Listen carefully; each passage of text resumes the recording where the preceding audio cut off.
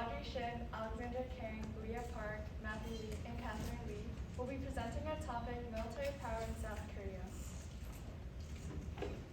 Our general objective is, what will it take for South Korea to become a fully developed country? And how can we take steps to reach that goal? To answer this, we will be discussing the significance of the South Korean military and how it should be improved to bring the country to the level at which it must be to be a worldwide power.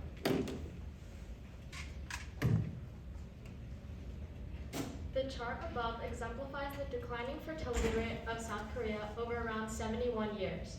This is one of the crucial problems that have been holding South Korea back from becoming a global power. In recent years, South Korea experienced one of the lowest fertility rates among developed countries, with women giving birth to fewer than one child on average. South Korea's birth rate is significantly lower compared to the 1.8 birth rate of the US and 3.1 birth rate in Israel, both currently holding the title of being some of the world's most powerful countries. Statistics show that the overall population of South Korea is expected to decline to 39 million by 2067. Because of this, the Republic of Korea's active military will shrink to 500,000 personnel by 2022 from the current 600,000. This is about a sixth of the military completely vanishing. In addition, military service is affected by this. Military service is viewed as a rite of passage for all South Korean men, even if it is from 18 to 22 months. However, military service was decreased by 3 months last year by South Korean President Moon Jae-in as a campaign promise.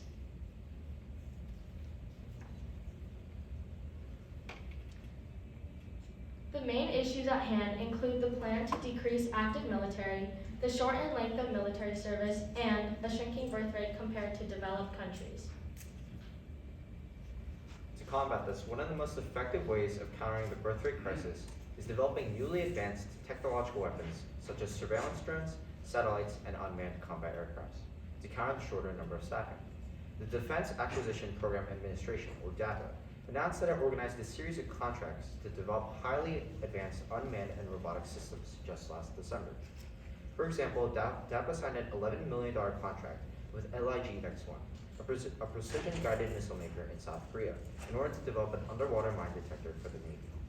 The system includes a supersonic camera and sonar, which allows it to self-drive, find mines, and monitor possible enemy invasion for more than 20 hours at a time. Technology like this will aid in minimizing casualties and time when it comes to dealing with naval operations. Moreover, DAPA also announced its involvement with local defense contractors in order to advance the use of unmanned aerial vehicles, or UAVs. It will set a suicide drone, a drone mounted with an attack rifle, and a small drone for observation purposes was to be invested in some $2.5 billion. DAPA Commissioner Wang Jong-hong said that the series of projects is expected to be an innovative model to improve the defense capabilities of the armed forces. Another solution to the shrinking military is to increase the number of women serving. Similar to the Israel Defense Forces, or IDF, both men and women could be conscripted for the military. In fact, this debate has already been mentioned earlier in April in Park Young-jin's Political Revolution, a book written by Park himself. Park was candidate for the Democratic Party for the 2022 presidential election in South Korea, and he suggested replacing the mandatory draft system with a voluntary one requiring both women and men to receive basic military training for up to 100 days. Another trigger for the sudden rise in the debate was an online petition that was demanding female conscription on Cheondae's website, which collected more than 117,000 signatures 4 days after its release. An anonymous petitioner elaborates on their opinion on the subject, believing that it is extremely backward and insulting to require women to carry out the duty, for only men to carry out the duty of military service. Women are not people who should be protected only, but can be also reliable comrades in the defense of our country. Greater incentives for young adults looking to start a family is also a very possible solution to the shrinking population, and some policies have been implemented recently. However, current incentive policies have failed to successfully drive families to produce more children.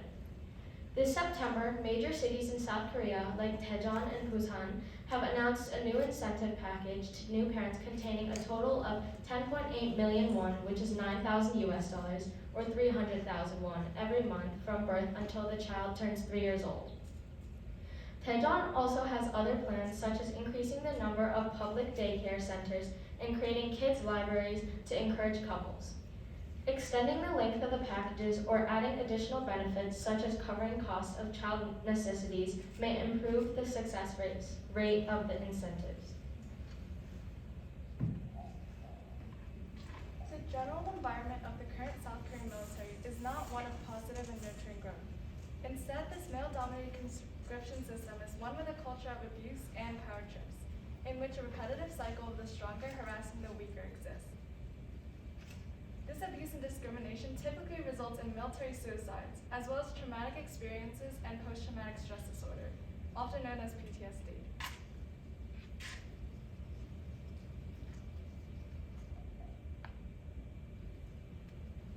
There's also very blatant homophobia throughout the country, which is only amplified in the close quarters of the military. Additionally, there is a disturbing lack of awareness throughout both South Korean citizens as well as families of the drafted soldiers as to the horrors and trials faced in the military. The solutions to these issues include enforcing harsher rules and discipline on hazing, revoking homophobic policies, additions of an incentive-based service, and new technological advancements. To begin, the strength of a militia must be dependent on the general morale of the soldiers serving to a certain extent. And while some soldiers may be proud of their service to the country, most detest the service as it is a required time away from their home and families, in which they had no choice in the matter.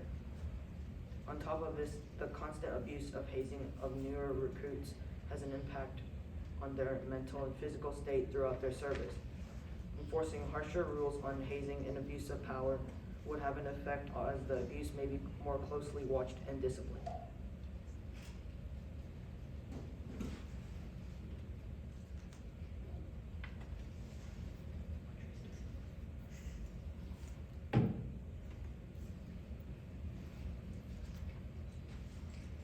Enforcing harsher rules on hazing and abuse of power would have an effect as the abuse may be more closely watched and disciplined.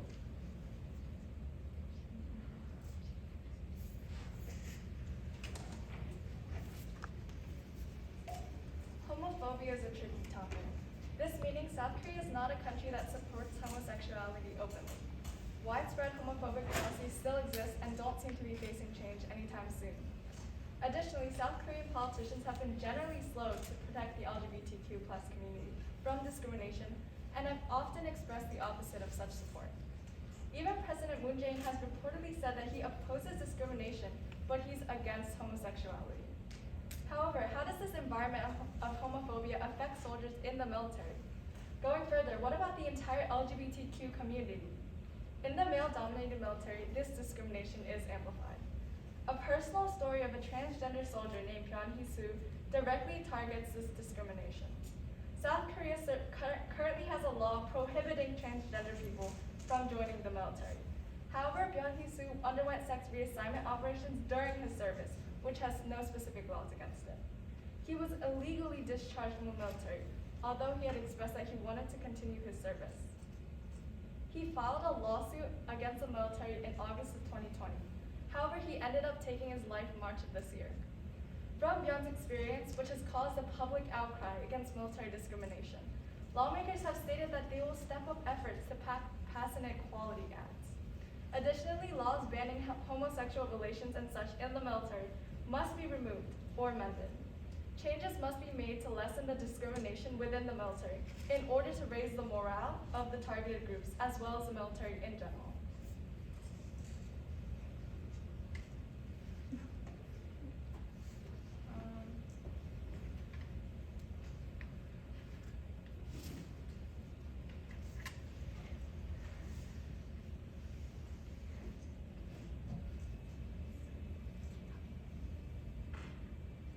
The general public of Korea does not respect or honor returning soldiers in the way that they are honored in other countries. For example, in America, veterans get many benefits after returning as well as a day to celebrate their achievements. We know this as Veterans Day. They are held up with pride and honor as they have served the country and sacrificed very much to do so. On the other hand, South Korea has no such thing. Returning South Korean soldiers are not honored or praised for their service. The idea is that this mostly results in the fact that all young men must complete this service, and the requirement cancels out the uniqueness or honorability of the service. The question is, how does this lack of support specifically affect the soldiers? When the general public of South Korea doesn't think of your service as prideful, it may feel difficult to find pride in that service yourself. Overall, this may be affecting the morale and strength of the military in its entirety. This idea may be adjusted if there was an optional or volunteer-based service that was added. The service would in addition include benefits and result in honor and praise, as it was completely optional, similar to the military in America. The reason that the current service could not be changed from conscription to optional is due to several reasons, but the main being that North and South Korea are still technically in a war, as well as a population which is decreasing rapidly and cannot afford to lose more soldiers due to an optional military. Because of this, an extended optional military service added on to the original service would most likely result in the negative stigma surrounding South Korean soldiers to be dispersed.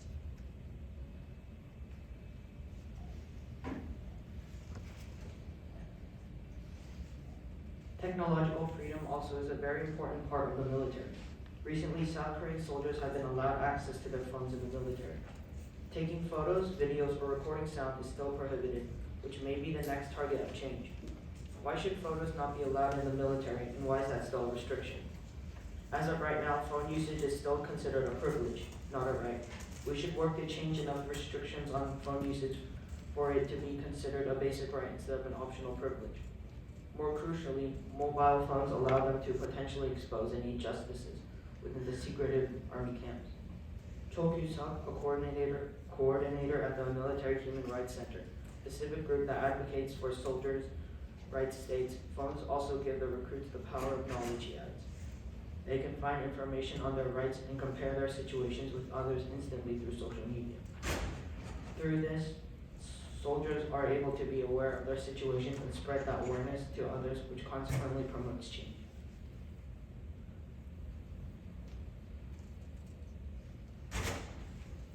The United States is very much in control of South Korea.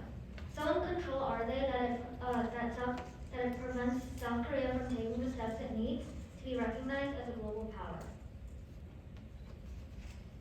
Current solutions are that of limiting the U.S. troop presence, establishing nuclear programs, and most importantly, declaring the Republic of Korea as independent. Above is a chart informing us of all the countries in possession of nuclear programs. It would only make sense for South Korea to do the same. However, a big problem stands firmly against the idea. In May of 2021, the plan to develop a maximum range of 500-mile ballistic missiles were rejected by the U.S. This is one example of a pattern that keeps emerging.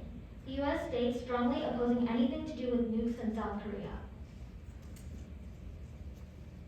Some background information. Ever since June 27, 1950, during the Korean War, South Korea has had U.S. influence in their country. As of right now, there are about 28,500 U.S. soldiers in South Korea. Limiting U.S. presence by 5% decrease annually would provide a stable solution to give South Korea time to acclimate to the absence of the soldiers. Exactly 1,425 soldiers would leave Korea in the first year. It's inevitable that the relationship between both U.S. and South Korea would be strained after this. But it would put more pressure on the Korean government to start making plans to improve and collaborate with other nations. This graph is of people sorted into age groups who are in favor of U.S. troop presence and think it is necessary. Of the surveyed South Korean citizens, the majority feel that it is necessary, proving that South Korea is so heavily dependent on the U.S. that the people feel this too. On the contrary, we should be making moves to become independent and establish an army without assistance. In this way, South Korea will become stronger, independent, and a self-sufficient country.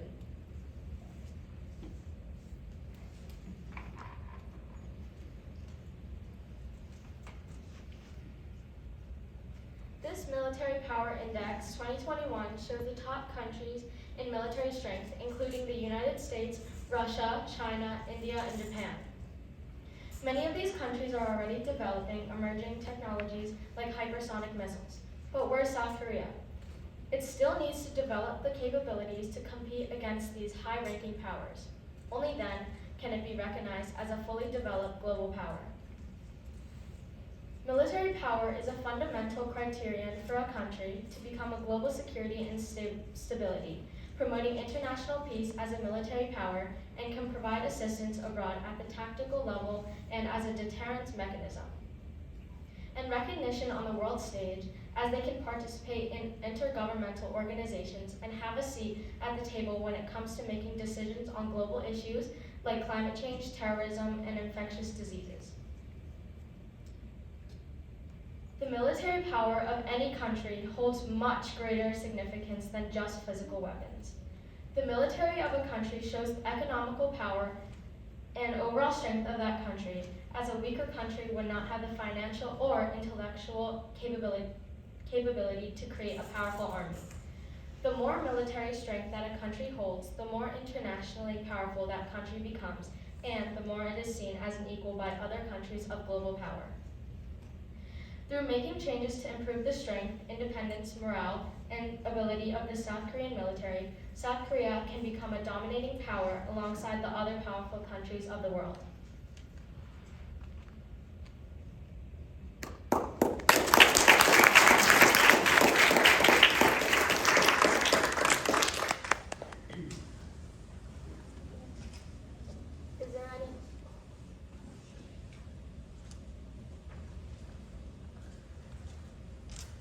Does anyone have any questions?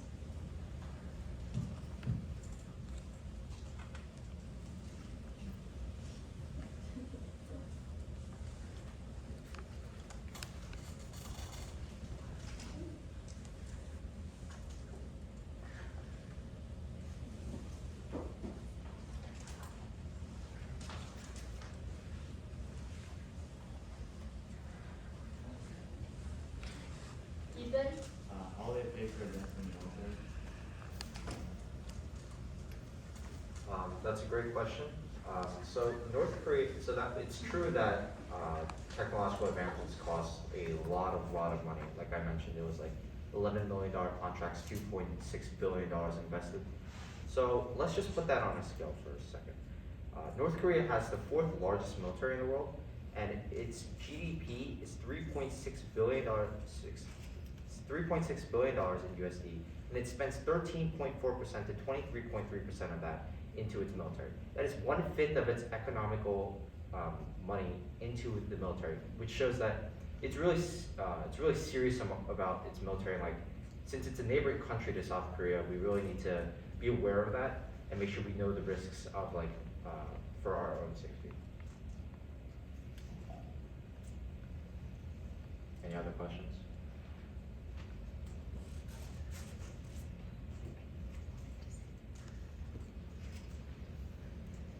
Zach? So kind of tying back to your American claim where it was you think that we should deviate. So it's more of a personal question. Do you guys believe that deviating from America's assistance is more the positives outweigh the negatives of it?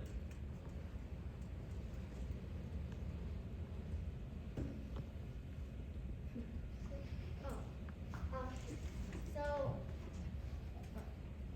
since the U.S. is a global power, it's definitely taking some risks, but it's a risk that we have to take because if we don't, I don't think South Korea will ever feel the pressure of becoming independent, and I don't think they ever will if they don't take that first step.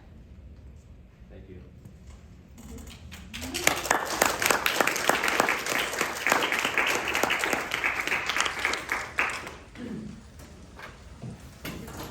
테이블 앞으로 와서 나가서 테이블 앞. 테이블 앞으로. In front of the table. In front.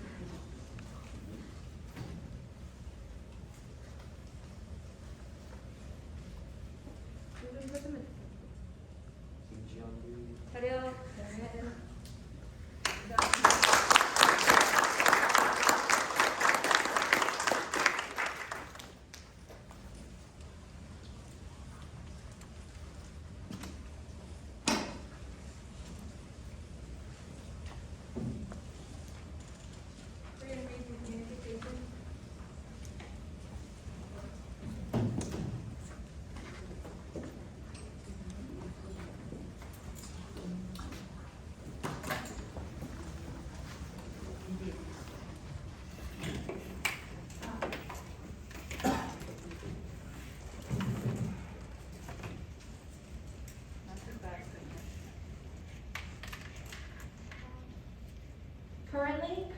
not part of any major international organization or groups like the G7 or UNSC.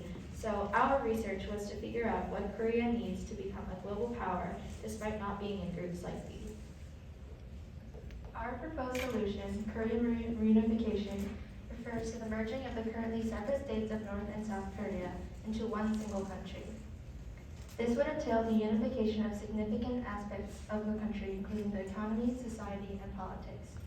We, Ruhri Lee, Olivia Fitts, Daehwan Kim, Yoon, and Ruhri Lee, believe that this was an answer to the question, what will it take for South Korea to become a fully developed country and global power?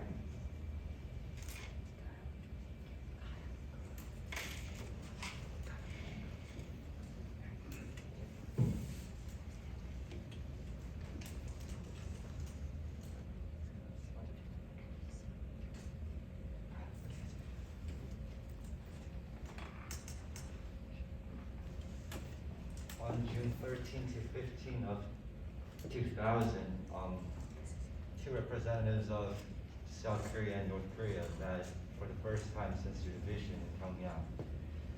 And the South Korean leader Kim Dae-jung and North Korean leader Kim Jong-il came together to have their groundbreaking inter-Korean summit. And in those process of meeting, they agreed to promote the unification as well as humanitarian and economic cooperation. And then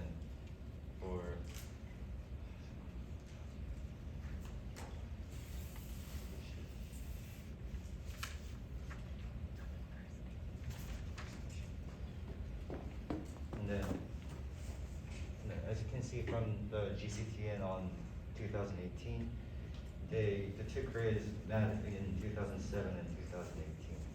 And the latter yielded critical declarations supporting and pledging towards unification.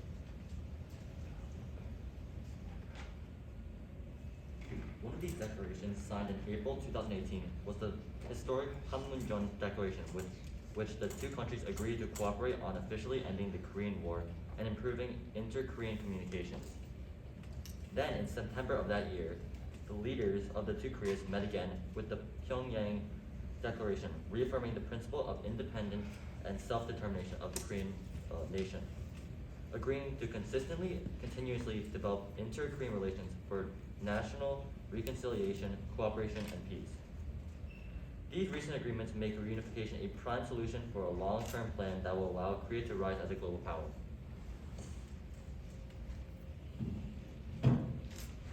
Korea's current struggle to reunify wouldn't be the only time in history where reunification was attempted. Germany's reunification in 1990 was a key example of reunification between a broken up country.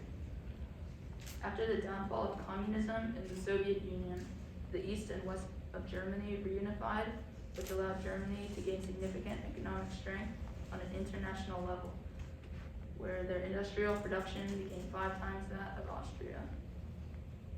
Following Germany's reunification, Germany was also able to help Europe by enlarging the European community to the east, making free movement of capital goods and labor possible.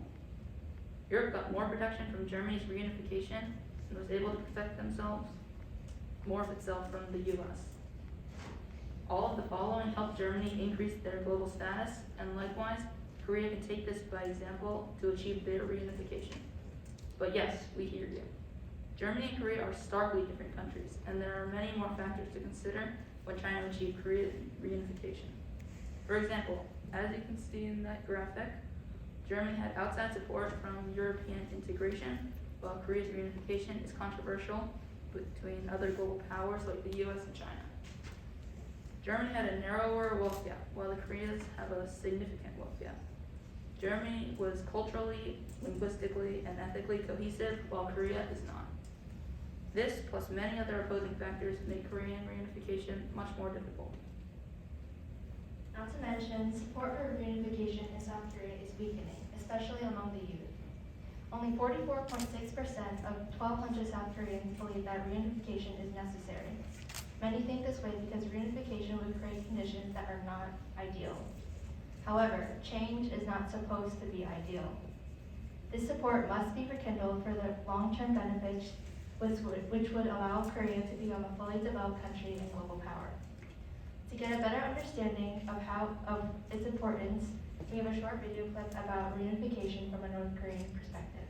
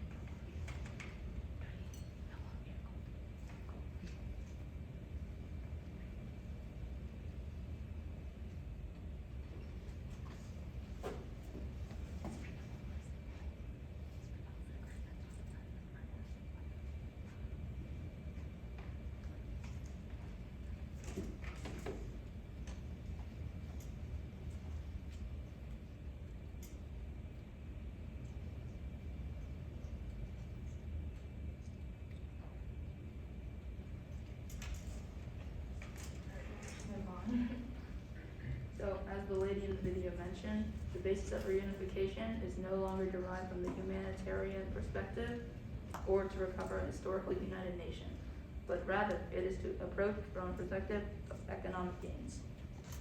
Through Korean reunification, there are three great benefits: increased resources, the building of a transcontinental railroad, and the resolving of the demographic challenges of Korea. The combined land area of North and South Korea is around 85,000 square miles, and the total number of people would reach 75 million. If Korean reunification happens, the resources of both Koreas can be utilized effectively. This could eventually lead to Korea becoming a more wealthy and powerful country. Additionally, North Korea's rich natural resources can be utilized with the help of South Korea's human expertise and advanced technology. If Korea is reunified, there will be a tremendous economic growth nationally within Korea, but also an economic circulation on the international level. But what will economic growth look like? Simply put, it would entail, but is not limited to, higher average rates of income, better standards of living, increased consumer spending, and innovations by cultures seeking to keep up with the growing population. Finally, with the increase in population and land, thereby the economy and global status, Korea can move towards becoming a more independent country without relying on the U.S.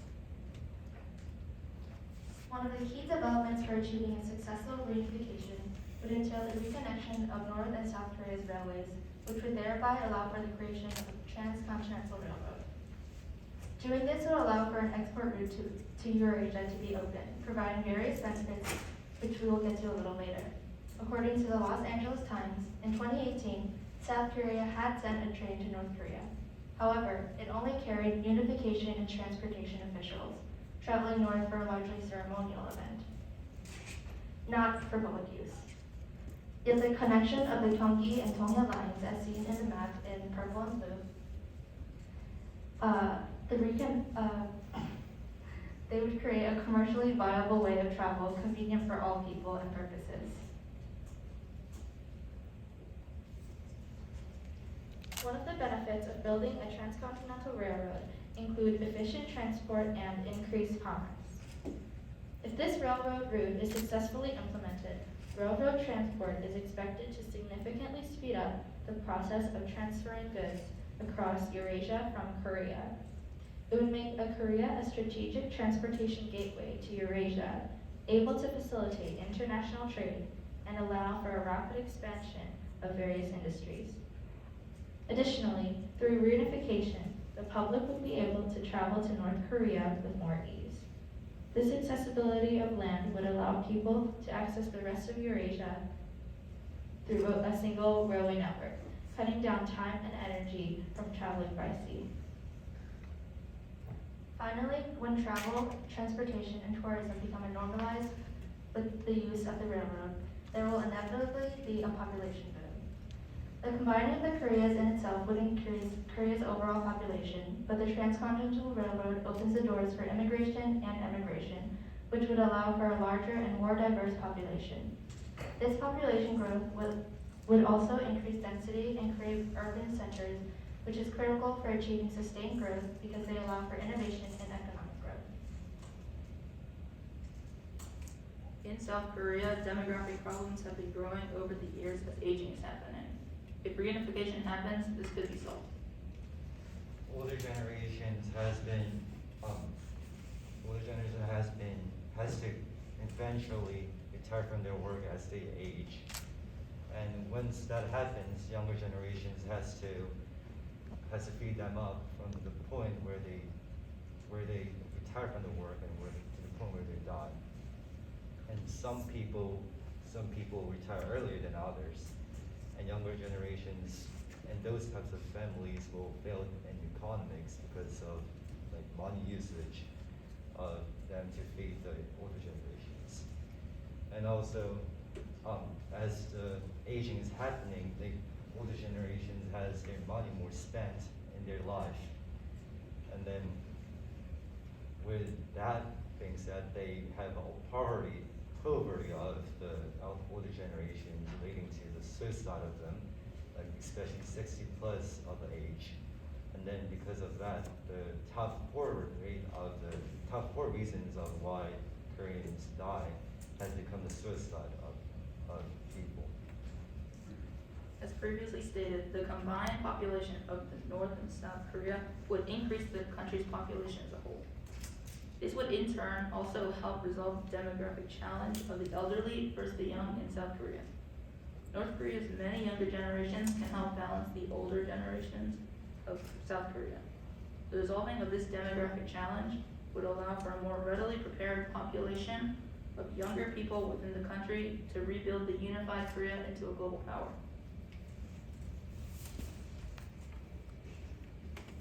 Right, so as you can see from the graph here, as the time passes on in South Korea, the younger generations has become less and less, and the older generations has become more in population. The problem is that as the younger generations are going down because of the lower fertility rate, the balance of the Korean ages are beginning to get crushed. And so that's why the reunification is needed for the growth and balance in both Korea.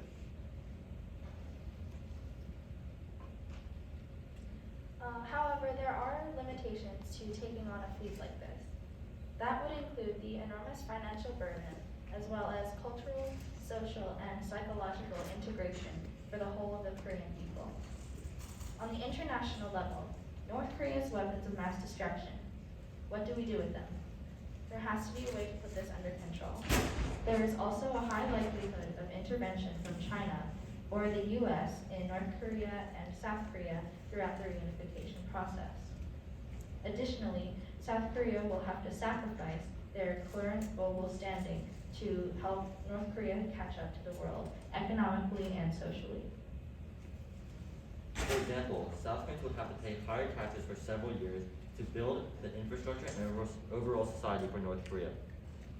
Not only that, but the political systems of the current Koreas are starkly different, with North Korea's dictatorship and South Korea's democratic republic, which poses yet another challenge to reunification.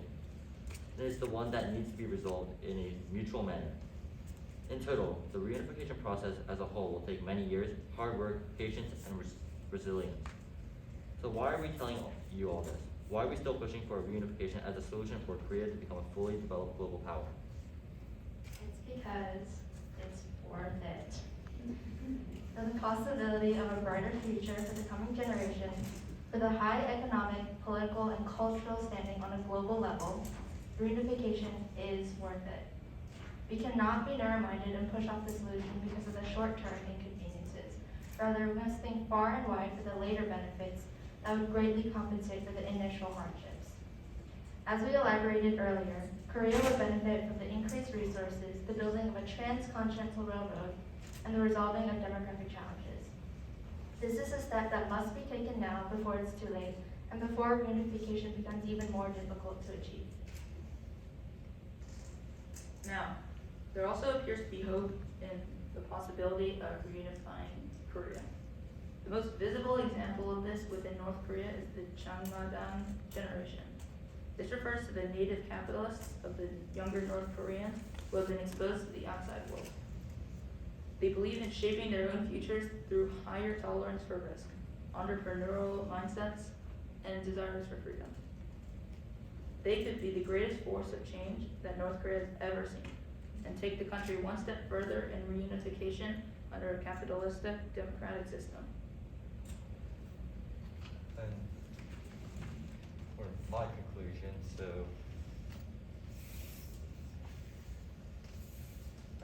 because it's early to tell how the details of the Korean reunification function, how they would function in aspects such as governments, laws, and society, we came up with a gradual measure process in which both Northern Korea, South Korea contribute their fair share into becoming a single unified country. So, and currently, South Korea is clearly more developed and has more better aspects of all in society, better than North Korea. So South Korea has to put more aid into the reunification for North Korea to come as their level.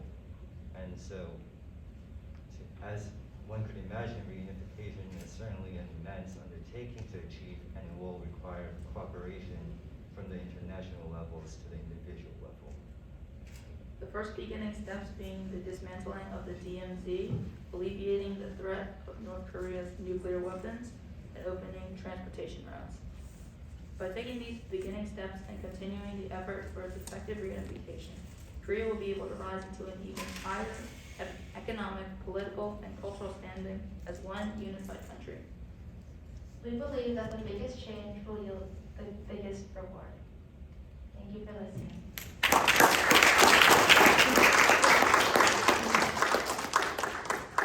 Are there any questions? Yes. What will Korea's reputation be like once the North and South provinces? What was the last part? When the North and South provinces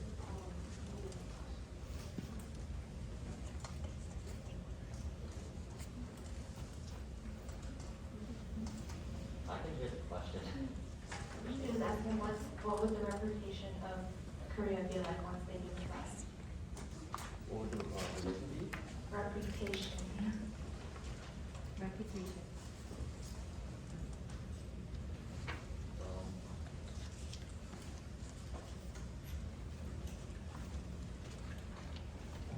Okay, so Korea's reputation.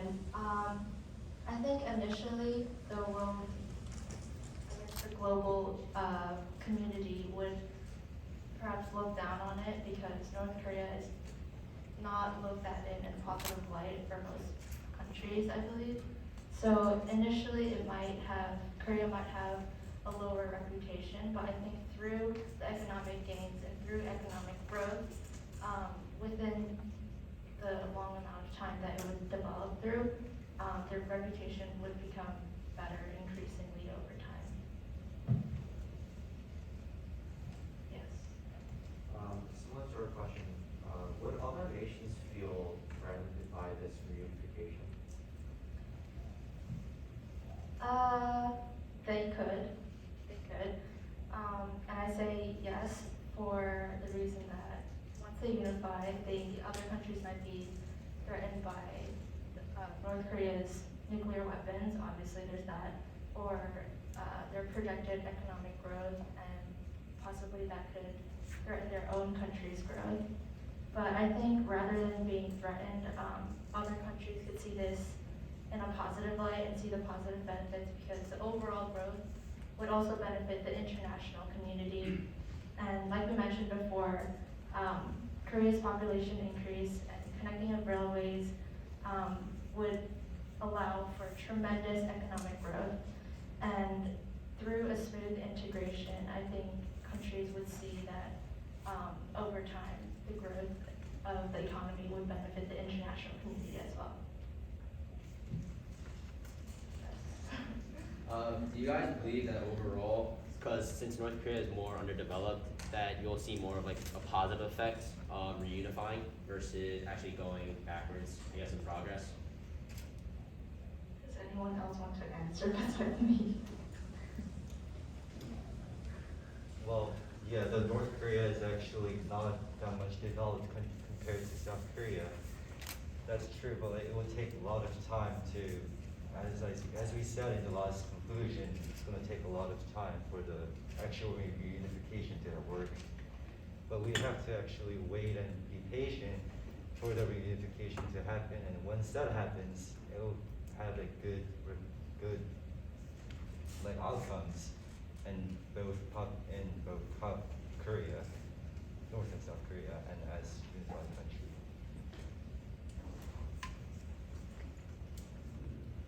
Yes.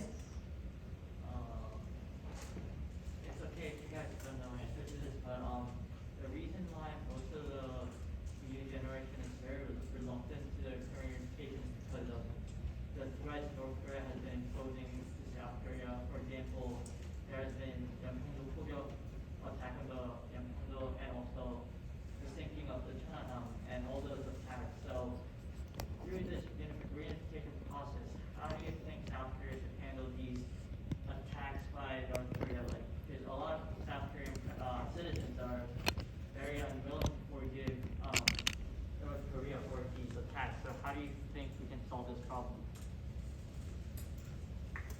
I don't have an exact answer, but I would assume that through like continuous and persistence of the meeting of between the two Koreas, like we said, there has been recent efforts in the Pyongyang Declaration and the Panmunjom Declaration.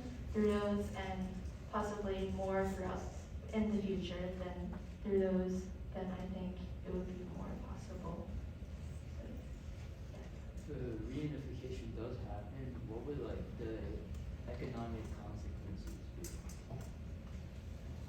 So like the economic consequences of Korean reunification would really depend on like how quickly both sides were united, and like though unification would like put a significant strain on South Korea and like would occur while the country's population is getting older. I think like since there's a few short-term difficulties, the benefits will like including raised wages and like the elimination of structural inefficiencies will like outweigh the difficulties depending on how well the government handles it. Any other questions? I have a question, please. Yes. So, let me follow up on what you said. So, if you want to be staff, you know that 40% of Korean people in Korea Yes. does not want to be unified, right? Yes, So- they think reunification is not necessary. They don't necessarily think they don't want it, they just think it's not necessary. All right, so let me just ask the first question. So my question is, you brought up many positives of unification. So if Korea knows about all these positives, there must be some reason why they don't want to be unified. I think Kyle can answer this, he did talk about that. I mean, throughout the reunification process, if that eventually happens, then, I think Kyle mentioned that there would be like increased taxes for South Korea, because they would have to greatly support North Korea's growth, to like help them bring, North Korea up to where South Korea is right now. So because of that inconvenience, like obviously like if I were to like pay more money just to help someone else,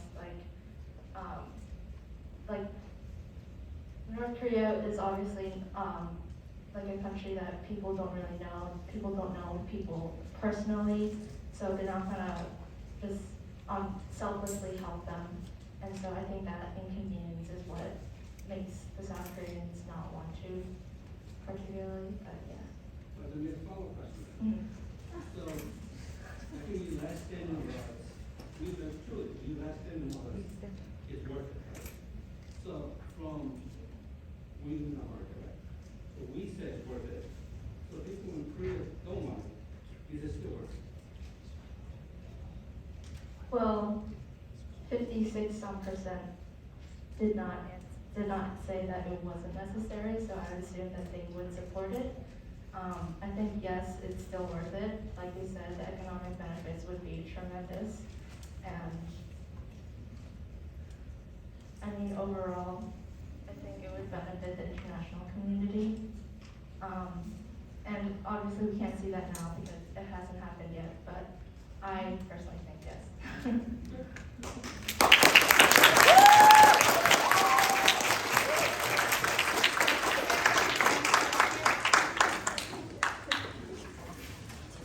Thank you. Stand in front of the desk.